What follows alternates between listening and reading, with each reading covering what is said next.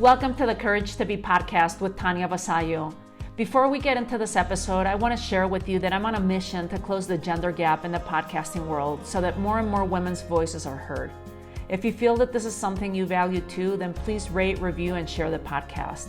And in exchange, and as my way to say thank you to you, I want to give you free access to my signature course called Manifesting Abundance, which typically sells for $997. All you have to do to gain access is leave me a review on Apple Podcasts, take a snapshot of it, and send it to help.thecouragetobe@gmail.com, and we'll get you set up with access to the course. Welcome back. This is Tanya Vasallo, and today we have Erin Gray with us. Welcome. Thanks for having me. And thanks for coming back. I'm excited to have you back. If you haven't heard or listened to the previous episode with Erin, you're going to want to tap into that episode so that everything starts making sense for you, because she talked to us about her journey and her, workaholism and working hard, and then coming out of that and shifting her life. So tell us a little bit in your own words, Erin, what it is that you do for those of our listeners that haven't heard the other episode, and just tell us in your own words, just briefly, what kind of work you do. Yeah, just working mainly with entrepreneurs to change their relationship with money, which is ultimately their relationship with themselves.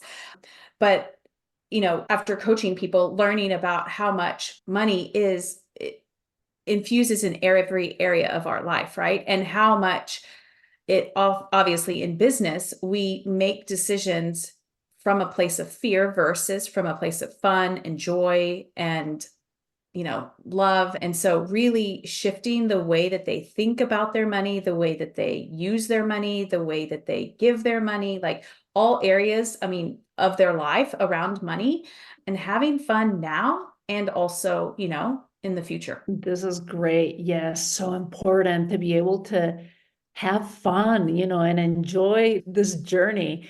So today's focus is on getting more present and within our bodies instead of so much in our mind and in our logic. Talk to us about how we go about this. How did it happen for you? We left off in the last episode that you ran your family's business. There was a lot of sense of guilt leaving the business and wanting to go into retirement, sitting with your own body, and seeing, and you tried all kinds of modalities from EFT to all kinds of different things. Well, I want to go deeper first before we go into the house. Okay. You decided to go into retirement. You said there was a sense of guilt, because for our listeners, there might be someone that's in this place that is they're wanting to take a different step. They've gotten clear as to what it is that they want for their life. Yeah. But they're scared. They're so scared to do something different. What did it mean like to you? Tell us your journey. So you were with a family business for how many years? And then you decided to go into retirement, and how much money that you pull out, because you were saying that you were taking out money and spending it on wanting to have fun and connecting with yourself. Like, what did all this look like? Because for a financial planner too, that's like crazy. The no-no of everything, like you don't go and tap into your retirement account at whatever age you were. So tell us more about that, Erin. What's that? What was that story like? And then we'll go into the house. Oh man. Okay. So guilt, I think it is a strong motivator, right? We don't know it, but guilt keeps us doing things that we may not want to do. And I had to really have a conversation with myself of like, the guilt was coming from me believing that I was going to let my family down. I was going to disappoint my family if I left, right? And getting to the point of it's okay if that actually were true, right? It's okay if my dad and my uncle felt disappointed. I think for so many of us, we try to do something or not do something to avoid a feeling for ourselves, or to try to avoid a feeling from whoever, we're interacting with, right? Like our family, businesses, employees, whatever it is. Versus, here we go back to allowing the feeling, allowing us to feel however we need to feel, and also allowing everyone else to have their own feelings too. And so I first had to like wrap my head around it's okay for them to be disappointed in me if that were an emotion that they were to feel. It's okay for them to be angry. It's okay for them to be frustrated or whatever emotion that they might feel by me leaving. And so that was first because I think I had tried, here we go back to control that we talked about in the first episode of like, when we try to control, it's because we're trying to not feel something, right? I was trying to control how they felt. I didn't want to feel a certain way, right? I was trying to like manipulate the situation versus letting everyone just feel however they felt, right? Like once I learned, and this wasn't at the time, right? This is me taking time off, but like all of our emotions are welcome. Every single one of them. And I think we live in a society of like, if you're not happy, then there's something definitely wrong with you versus every single emotion has a vibration in our body. There's not a good or bad emotion, right? There are emotions that literally have a lower vibration, right? From a frequency standpoint, but it's not a bad emotion. It's just an emotion. And we're a human being. We need to feel our emotions. And so once I was able to let go of like, it's okay if my dad's upset with me. It's okay if he's angry. It's okay if he doesn't talk to me. I'm going to be okay, but this is important to me and valuing myself. That was probably the first step. And then obviously, I had to sit with, I mean, this, I think also too, we look at people and we're like, oh, they just took time off or they decided they were leaving and then they just left. This was years in the making of me gaining courage to leave, right? I mean, I remember probably 5 years in asking our advisor, like, can I quit now? Because I don't think I can make it till 50. And so this had been something on my mind and my heart for years that I finally gained the courage to be able to actually execute when I did. And so I think for your listeners, like having compassion for yourself, like courage, it's okay that you have an idea and that you're gaining courage and you're taking steps. It could just be something as simple as like, let me just actually find out how this works, right? We don't have to go from like, I want to do this and I do this the next day. And so for me, it was learning like I would pay taxes and penalties because a lot of my investments was in what's called qualified investments, which is like you put in before pre-tax. And so I would pay taxes and penalties and like actually envisioning and thinking about, okay, how am I going to feel? Right. And here we go back to guilt. Like I used to have guilt calling our financial advisor. And then I got to a point where I was like, you know what? This is our money. Like we get to use, and you asked me at the beginning and I didn't say this, but like there is no right or wrong way to use your money. And we have been taught that there is. And so helping entrepreneurs realize like what feels good in your body to use your money. So me realizing, you know what, my well-being, my emotional well-being, my mental and, physical well-being is more important to me than the amount of money that I have in my investments right now. And gaining the courage to take money out of our accounts. And then obviously, then you couple it with, going and traveling and doing things that, like you said, from a financial advisor perspective, that's not typically recommended. And, being okay with that, and building the belief in myself that I would regenerate it. That's the other thing. I think that we're taught like we have this amount of money, we're going to accumulate this money, and then we're going to retire off of it. And that's all the money we're ever going to have for the rest of our life. And it's just not true. And so being okay with, and I'm not advocating go blow all of your money. And also that amount of years, I would do it all over again to obviously we've used, a large sum of our money. And I am okay with not having that money in this moment to be able to have that experience and the growth that I have gained and evolved from that has been way more than what money in a bank account could ever do for me. Let me ask you something. When you're saying we, so I'm guessing that your husband was involved too with this. Yeah. And did you have, how many kids do you have, Just Erin? one. We just have one. Mm-hmm. One. And was she already born or Yes. because I can see the mindset of certain people like, oh, well, that's easy for her because she didn't have kids or she had a spouse to support her. She had, like it's easy to find reasons and excuses why not to do the things that we really truly want to do deep down. So your husband was in the picture And what was the conversation with your husband? Like, what kind of conversation did you have with him in wanting to do this? Was he supportive? Did he ask questions? How did all that go down? Yes, a dream of mine had been to just travel the world. And when I first suggested that to him, he literally, I think he called me crazy. Like that was back in 2017, right?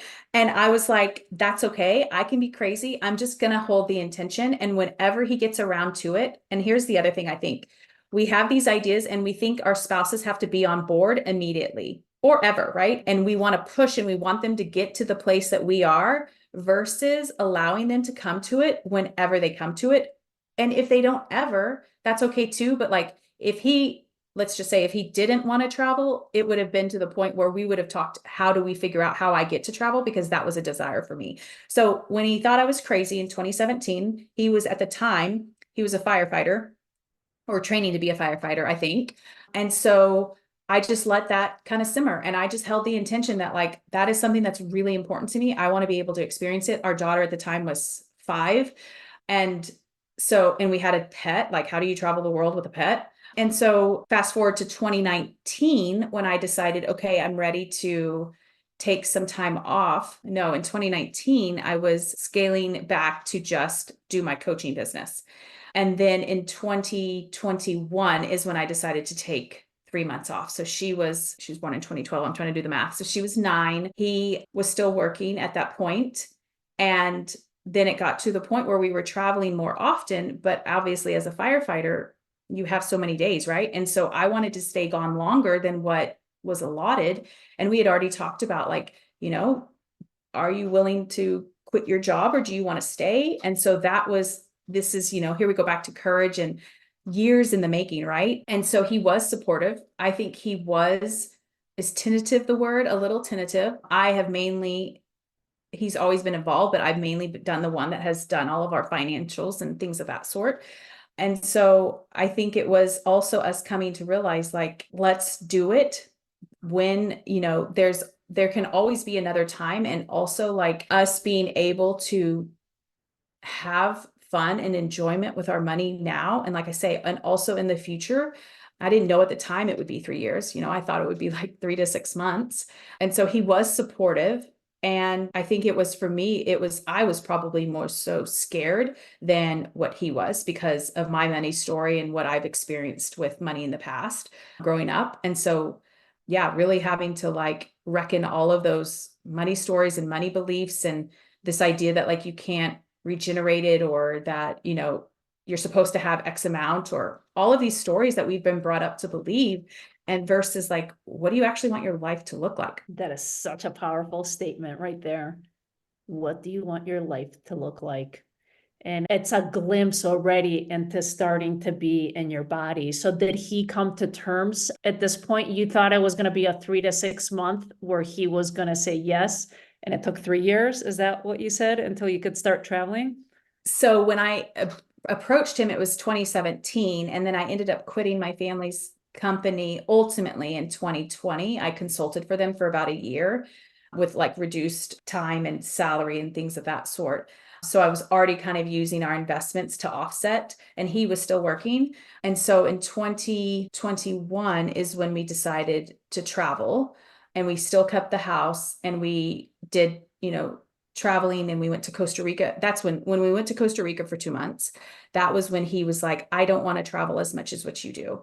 And that's when we had the discussion. And I said, well, if you don't want to travel as much as I do, I want to live somewhere that I am by the ocean and love to be. And then that was the whole Maui conversation, and then moving to Maui and being off and enjoying that part. And so obviously he was at an age where, and I don't know, maybe you can, but like transferring over to Maui to be a firefighter, and he didn't really want to. So that meant that he would quit his job in order for us to move to Maui. Amazing though, that you were able to have the mindset and the capacity to hold that space for him. Yeah. And allowing like, as I'm getting to know you, Erin, is just your awareness level is fantastic. Like just seeing, how you're able to pull yourself out of it and just hold space. Like when you were saying before too, it's okay. It's okay for them to have the feelings. It's okay for them to feel this way. It's okay. It's like it requires a certain amount of work on yourself to be able to get to that level. We're going to take a quick pause and we'll be right back. Hi there, I have something really cool for you. I want to give you free access to my signature course called Manifesting Abundance, which typically sells for $997. You can check out all the details in the show notes. All you have to do to gain access is leave me a review on Apple Podcast, take a snapshot of it, and send it to help.thecouragetobe@gmail.com, and we'll get you set up with access to the course. You can also find other free goodies in the show notes. Go check them out. So, Erin, we're talking about being okay with other people's emotions, being okay with our own emotions. Let's dive deeper into this. How do we start being okay with the emotions that we're feeling in our body? Because yes, we come from a society where you have to be happy all the time, or you have to be this chirpy optimist, everything's all good. And I consider myself an optimist, but there's days that you wake up and your energy's off or whatever it is. How do we become okay with those emotions? What tools can you give us, Erin? I think it's like anything, it's practice, right? We aren't taught this. And I always say this about our parents. They did the best that they could with what they had, right? And most of us didn't have emotionally aware or emotionally regulated parents, and that's okay. And now that we are at a different consciousness, we can do this for ourselves. So I would say it's like a practice. Like I always give the example, you don't decide you're going to go to the gym and then deadlift 150 pounds, right? You literally like Google where is your gym that you would go to, and you like, how do you actually deadlift? And you might hire a coach, and you might go in the gym and just see what the equipment looks like. So it's a practice, and it's something that, I always say like you commit to, right? And the self-compassion part, like in order for me to hold space for my husband, for him to have whatever feeling he has, for him to not be on the same page, that has to come from a compassionate place first for myself, right? It's okay. Being with ourselves is okay. And I think a lot of us are taught that it's not okay. It's not okay to feel. I mean, how many of us, we haven't even talked about anger, but anger in our society is not necessarily a safe emotion to feel, right? We have lots of judgment around anger, but there's a lot of people that repress their anger and are upset. And so allowing those emotions, like sitting with yourself, being present, the go-to thing we want to do is distract ourselves, right? Because we don't want to feel that. So we might look to our phone, or we might get on Instagram, or we might turn on the TV, or we might call or text a friend. But like, can you just practice? Like what I had to do was I had to literally set a timer. Like, okay, I'm just going to sit here. Like it feels really intense in my body, but like for this 1 minute, I'm going to just sit here and feel what I'm feeling, and like hand on heart, and like, talking to myself, probably like I always think about like, if I were to ask each of you, like, where's that tender little child within yourself? You probably have an age that you can think of, like little Tanya, right? Little Erin, like 10 years old is what comes up for me. And so can you sit with that little child within yourself who feels scared in the moment, who feels really angry, who feels really disappointed that it didn't work out the way that you thought it was going to, who feels really sad, who feels whatever emotion you are feeling? And can you just be with yourself in that moment? I can talk about different modalities that, I've tried. And I think it all, for everybody, you're going to have to play with it. You're going to have to experiment with it. But I also say like playing. How many of us actually play? Like when we're kids, we have an imagination. We just go play, but not many of us as adults like do things we enjoy doing and are in our bodies versus our minds and our heads. So what suggestions do you have for us that tend to be more in our heads versus our bodies, and how do we tap more into that play? So I would say, like I said, the sitting with, human design was a huge aha for me. finding about how my energy is, how I'm actually supposed to move through the world. There's 5 energy types, how I'm actually supposed to make decisions. Like that was a really huge, like getting into my body and understanding like I'm actually not supposed to be like initiating all the time, right? Which is where that burnt out came from also. Slowing down, which feels really uncomfortable to a lot of us overachievers and go-getters. And like the different, I think about all the meditation and just, being with ourselves and playing. And here we go back to like, what kind of life do you want? What do you enjoy doing? Like, what really lights your soul on fire? For me, I love to be in the ocean. I love to swim. I love to ride my bike. For some people, they're like, I don't want to have anything to do with that. I love to do my antique cars, right? And we can, I think as a society, we can look and see what someone's saying, how they did it, and then we compare ourselves, right? Like that's just a natural thing we do with our brains. But you have to ask yourself, here we go back to like, you have to get still. You have to ask yourself more questions than you're asking outside of you.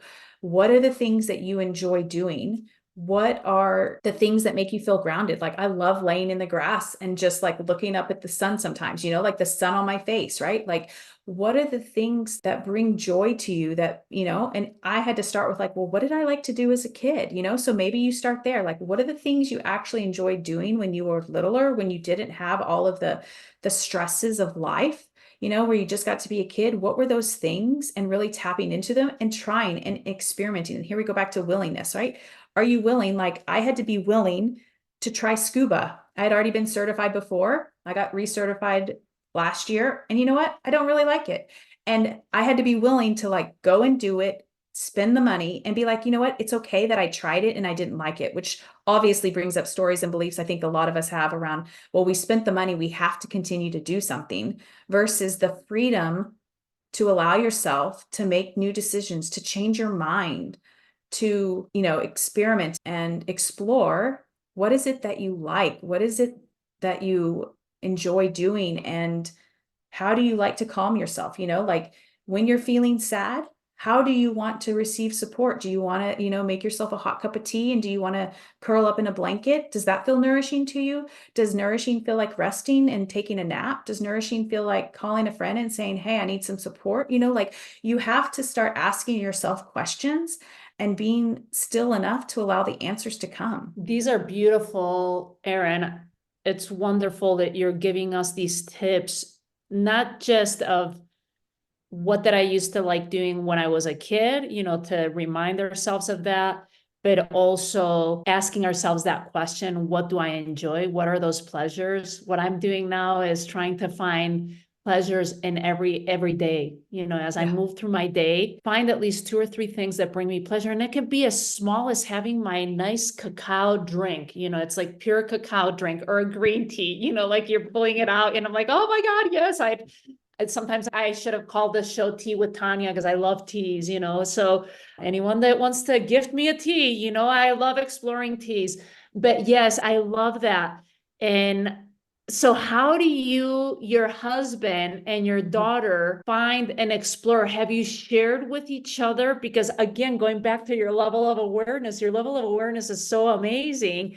That has that seeped out to your husband and to your daughter? Like, have you had a conversation with them? And we'll go deeper now into human design, because I know for you is understanding human design and seeing how great it's worked for you, that I'm sure you've also pulled out your husband's human design, your daughter's human design, and you kind of make it work that way. But yeah, talk to us about that. Like, have you guys had those conversations? Because you mentioned before that you needed to travel more, and your husband's like, I don't need that as much. It happens to me, I need to go back to Spain. My husband is not going to find pleasure of me spending a full month in Spain at our farmhouse versus, like if we were to explore other areas of Spain or Europe or something. So how do you balance that in your family and respect each other's needs so that we can leave that for the listener? I love that so much, because human design is probably one of the things that like blew my world wide open. Because when I learned about my design, and then I obviously pulled up my husband's chart and my daughter's chart, And I saw the way that their energy was. They're both manifesting generators. I'm a generator. And then I started pulling my parents' charts and my siblings' charts and just people around me. I was able to support them in such a more compassionate and loving way because I stopped looking at it as they were doing something to me versus they were just, we act kind of in our higher expression and lower expression. And I got to see when people were acting in a lower expression, right, from our conditioning or when they were acting in just who they were and allowing them to be who they were. Like, really, I think all of us at our core want to just be able to be free to be exactly who we are. We don't want to be changed. We want to be loved for who we are. And the more people that love themselves for who they are can also support other people in loving them for who they are as well. And so, having those, here we go back to willingness, right? Being willing to have those conversations. I'm probably more of the conversation starter in regards to that, but like him feeling safe enough with me, right? Like when you have a spouse and when your spouse shares their feelings with you, if you're trying to change the way they feel, they may not feel safe to continue to share their feelings, right? So how can we as partners, as parents, just be there and listen in that moment when people are having conversations and sharing very tender things? So him sharing, you know what, Erin, I'm not that traveler like you want to be. And me being like, okay with that, right? Also believing he can have what he wants and I can have what I want. And we can also like, it's almost like this deconstruction of every kind of society is the word that comes to mind, but like, what do we even, I like had to break apart what a marriage looks like. My marriage looks like me traveling by myself a month at a time sometimes. I didn't start there, right? So if you're listening and you're like, well, I mean, I started with like watching Netflix on the couch by myself for, an hour. But like our marriage looks probably very different than most of the ideal what people think a marriage should look like, right? And allowing your life, when I say like, what do you want your life to look like? I mean, in every single area of your life, what do you want it to look like? And creating it your way. And so having my daughter and my husband are more so of the like, we want to stay at home. Like you're talking about your farmhouse, like that would just, my husband would go with you and he would stay for a month and he would do all of the work. Like that is his jam. I would rather go there for a little bit and then go, I love to connect and talk to people. Like that's part of one of the things I love about travel. And so it's in the allowing, it's letting people be who they are. And I think our minds, right? Our minds, our conditioning want to be like, it has to be this or that, but like we can live an A-N-D life, right? You can have what you want. Your husband can have what he wants. You can both enjoy each other and be happy. And I think about is like, I am so much of a more, I don't want to say more fulfilled person, but like travel is part of who I am. So when I travel, when I get to do things I love, I show up differently for my family, right? So for him, it's like playing with RC cars and riding his bike and fixing things, right? He loves to do that. I don't want to, I mean, RC cars, yes, but like, I don't want to fix things. He loves it, right? So who are we to judge what someone loves and enjoys and allowing them to like be who they are and supporting them in that?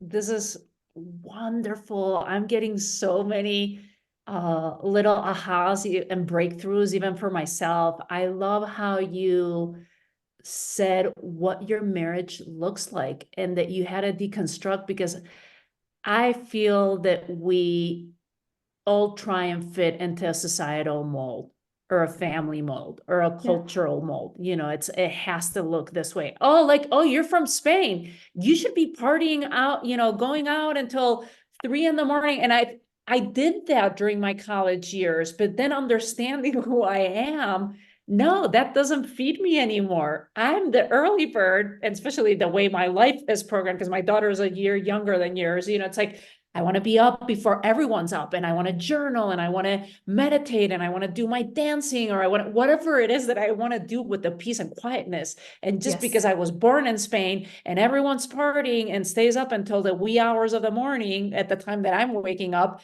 like, why can't we respect people's choices, and especially understanding? I think that's why you're making me want to go back to human design. I did look into it for a while, and now I'm so curious to go back. I know my daughter is the same as I am. We're both projectors. I can't remember what my husband was because, like you, I also looked around. But tell me some more things like that, like how you deconstruct it and you realize and what it looks like for you. Because I think what that does, Erin, is give permission to other people as you're sharing to say, oh, well, I love that. In her marriage, it looks good that she can go and travel for a month at a time.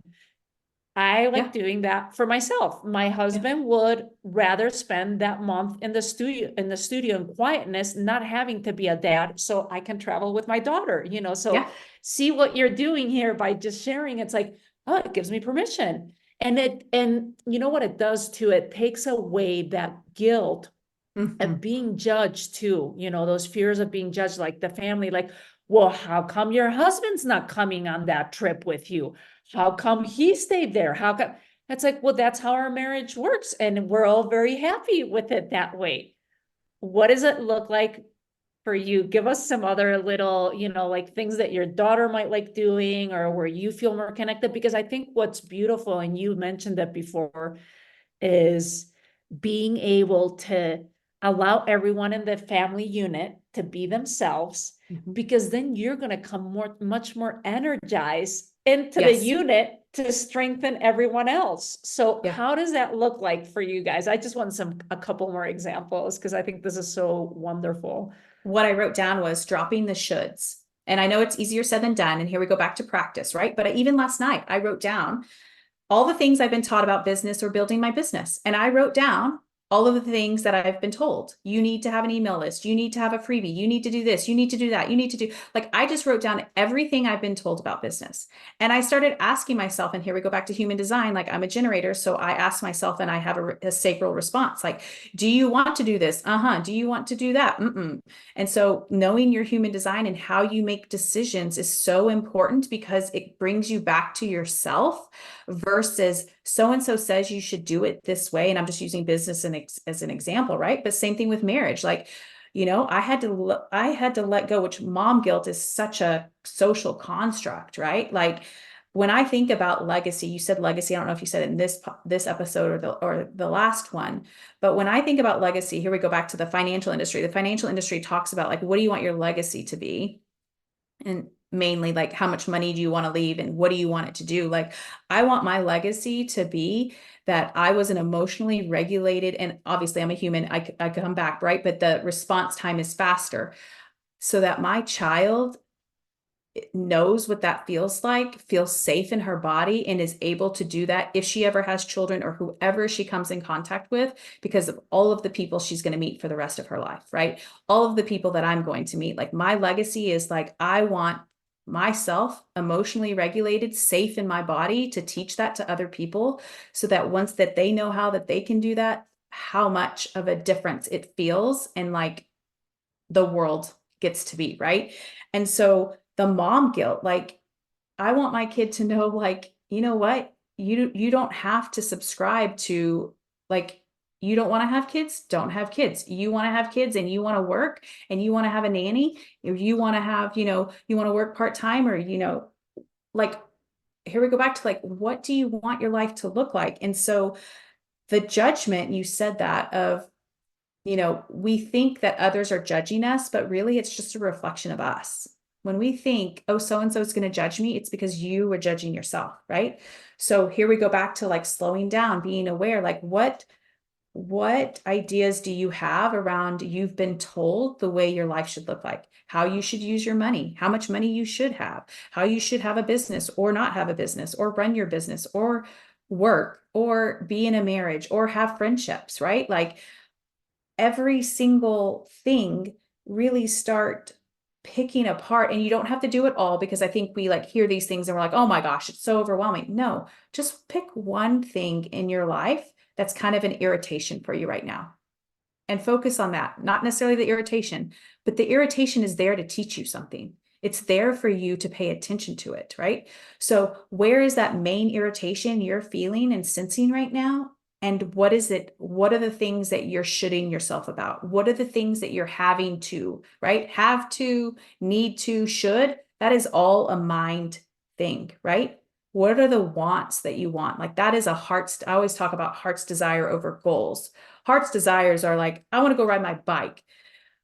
Goal is like, I want to lose 15 pounds, right? Like that is a mind thing versus what does your heart want? And so seeing where do you have all of these have tos and shoulds, and slowly, right, one by one, like stripping them away, questioning, is that actually, like, I don't want to say is that true, because in your body it might actually feel true to you, right, from a conditioning standpoint, but does believing this serve me and what I want for my life? You can ask yourself that question. And like, I mean, I always say it, and it's like, it's the slowing down. It's, you have to turn off the TV in order to get still and ask yourself these questions. And I am an advocate of like, watching TV. I'm not saying don't watch TV, right? But like, in order to kind of get to these questions, in order to get to this awareness, there has to be stillness. There has to be, when I say stillness, I mean like quietness for you to ask yourself to ponder these things that we don't necessarily give ourselves a chance to do. Yes, so true. Wow, Erin, you have just blown my mind with everything. I'm definitely going back into human design to explore a little bit more. Where can people find you? They can go to my website at generatealifewelllived.com, or on my podcast, same thing, Generate a Life Well Lived podcast. We'll put those in the show notes too. As we're wrapping up, what's one action that you recommend our listeners to move on? Look at your calendar right now and ask yourself, how many of these activities that I have are in alignment with what I want? And look one thing on the calendar and see how you can remove it. And it's going to feel really uncomfortable, right? It's going to feel very uncomfortable, but like, what's one thing that I can remove on this calendar? Beautiful. I love that one. I'm going to do that one too, Erin. Thank you so much. Thank you for having me. This was amazing. Thank you, thank you, thank you. Hi there. I have something really cool for you. I want to give you free access to my signature course called Manifesting Abundance, which typically sells for $997. You can check out all the details in the show notes, and all you have to do to gain access is leave me a review on Apple Podcasts, take a snapshot of it, and send it to help.thecouragetobee@gmail.com, and we'll get you set up with access to the course.